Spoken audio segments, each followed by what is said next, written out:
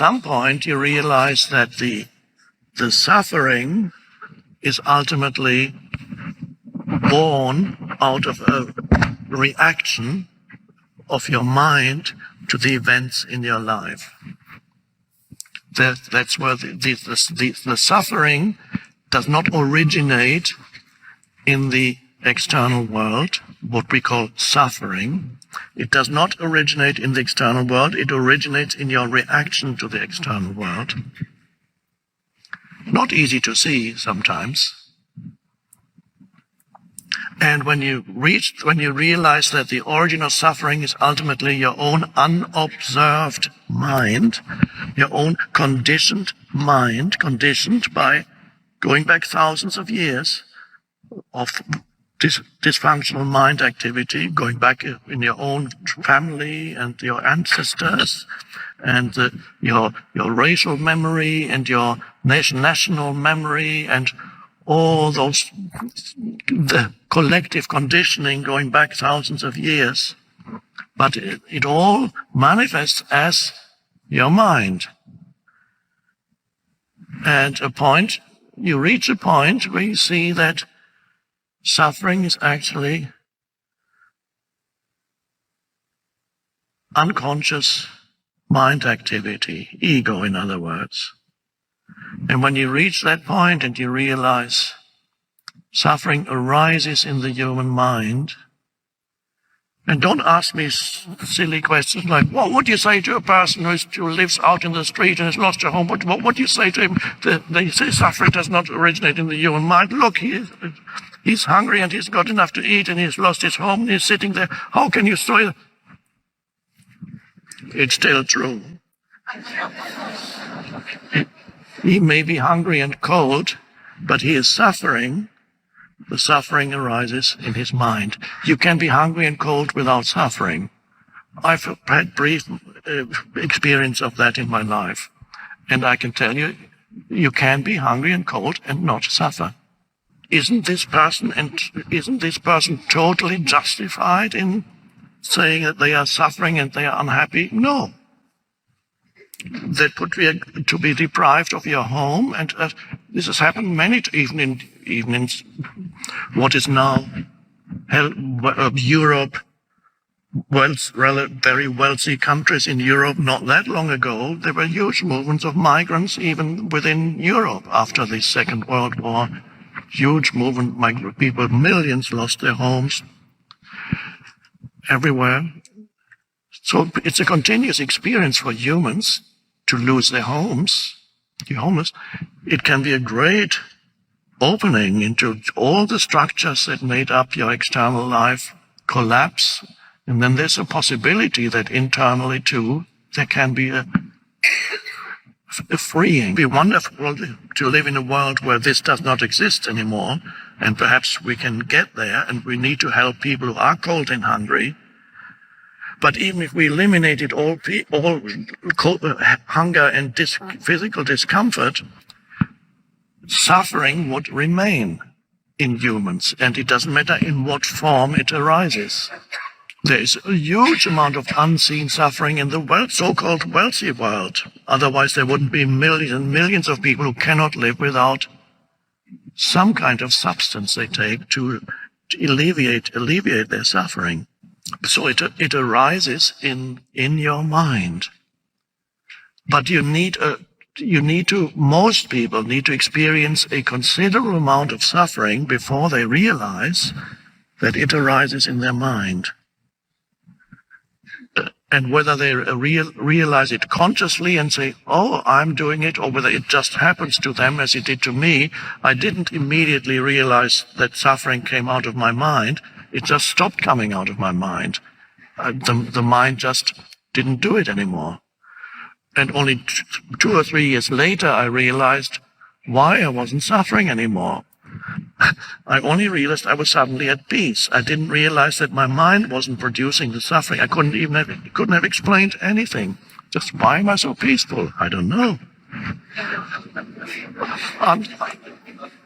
Until I met a Zen monk 2 years later, who said, well, Zen is really about not thinking.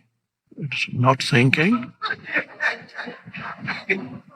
Oh, that's what it is. I experienced not thinking as peace.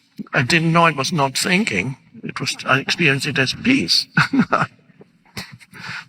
So, and then you reach that point where you no longer have this personal sense of self, the me, which is continuously fueled by unconscious thinking. So when this personal sense of self that is fueled by unconscious thinking subsides, you are there as the consciousness, unconditioned consciousness, and that's the end of suffering. And then most people do not drastically go from one to the other. They go through a prolonged transitional period where they are partly still the suffering entity and partly the liberated consciousness.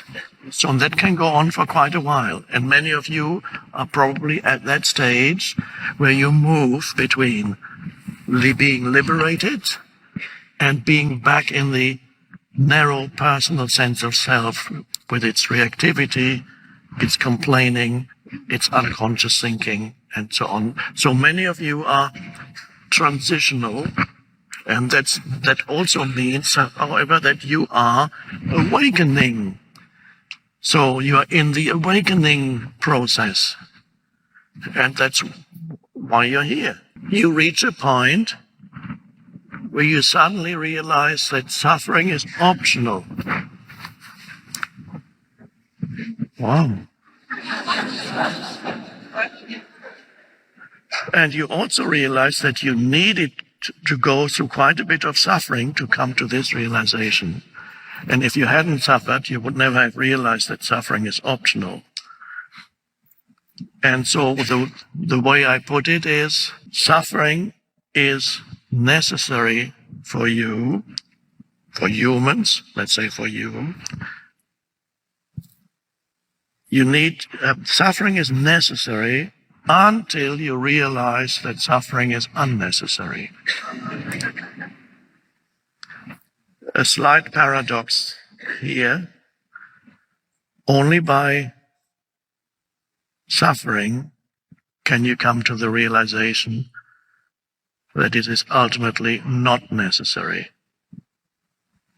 So the paradox then is, if you ask a question, if you apply it to humanity as a whole, we would say suffering has a purpose. And there is vast suffering on the planet, vast suffering. It has a purpose.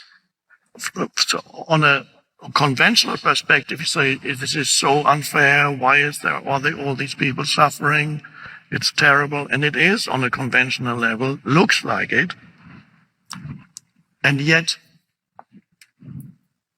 every human is a temporary expression of the evolving consciousness, a temporary expression. No human being is autonomous. No human being exists separate from the totality of consciousness. Every human being is a brief manifestation of the totality of consciousness. So if you ascribe to human beings a totally separate selfhood, then suffering looks just the most dreadful thing ever. Because there's this separate, why is this being suffering so much? And then that's their whole life, but if you look at a deeper level, if you look at a human being as an temporary expression of the evolving consciousness, then you see that it's a birthing process for humanity. Gradual, this does not mean that you do not help those who are suffering. In fact, you do, and the greatest help, of course, in addition to physical help, the greatest help is to bring an awakened consciousness into the interactions with the world and with other people. That's the true help that you can give, is to bring your consciousness into this world and then the awakened consciousness spreads out from you.